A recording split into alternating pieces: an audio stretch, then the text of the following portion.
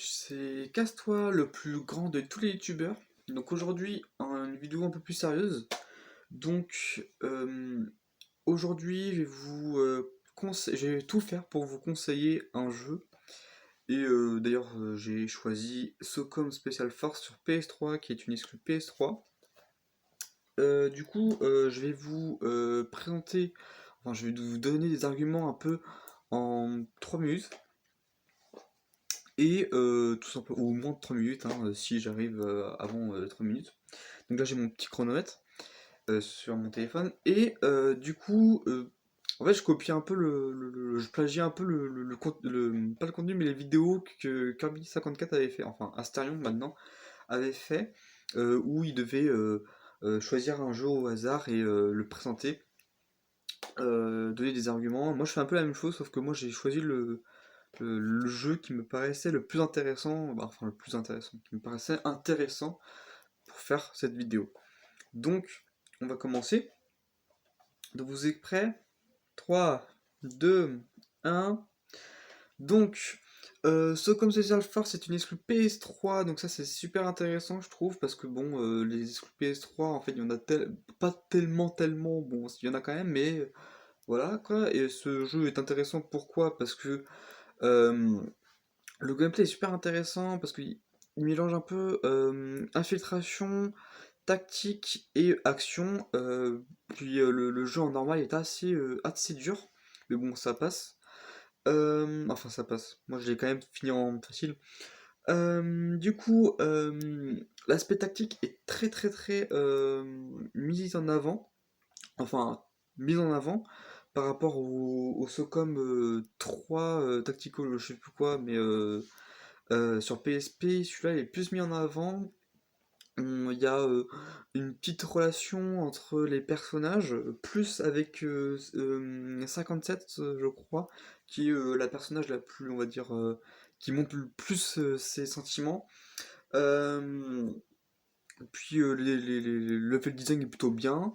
L'IA, elle est pas bête, mais elle est pas intelligente non plus, ça va, c'est dans la moyenne. Puis voilà quoi. Les environnements sont assez bons.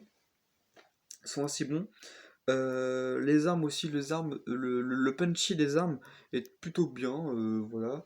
On peut viser entre la visée Ironside, donc on voit de l'intérieur de la visée, ou alors une visée plutôt TPS. De toute façon, c'est un TPS, hein, le jeu, c'est pas un FPS. On peut créer nous-mêmes les missions, nos propres missions, mais bon, ça rajoute un peu plus de, de contenu. Qu'est-ce que je voulais dire aussi? Ah oui, on pouvait jouer au PlayStation Move, ça on s'en fiche. Puis il y a un mode multijoueur, mais personne n'y est. Non, il y a 14 missions. Et ce qui fait que en soi, le jeu est plutôt correct en termes d'heures, en termes de durée d'heure. Moi j'ai fait genre 8 heures ou peut-être 10 heures le jeu. Mais bon, j'ai quand même galéré. Et puis bon, j'ai pris un peu mon temps. Donc du coup, voilà. Du coup, je vous ai présenté ce petit jeu qui est une petite exclue, qui est vraiment plutôt pas mal. J'espère que Socom va quand même renaître un peu, hein, parce que bon, il n'y en a jamais eu sur PS4, hein, il n'y en a eu que sur PS2, sur PSP et sur PS3. D'ailleurs, il n'y en a même pas eu sur PS Vita, parce que PS Vita, les créateurs, donc Zipper Interactive, ils ont fait Unite 13. Ça, j'ai pas testé parce que j'ai pas la PS Vita. Mais tester ce jeu parce qu'il est vraiment plutôt pas mal. Et puis, c'est une petite exclue comme ça. Voilà, moi j'ai chopé pour 3,50€, j'étais vraiment pas déçu. Puis voilà, quoi, la fin est plutôt pas mal. Voilà quoi. Après, le scénario, c'est pas le scénario des masses, hein, mais voilà quoi. Il y a un retournement de situation, mais on le sent quand même, mais ça passe. Et puis par contre, ça se passe dans un pays fictif. Ça, c'est bof, mais bon, voilà quoi.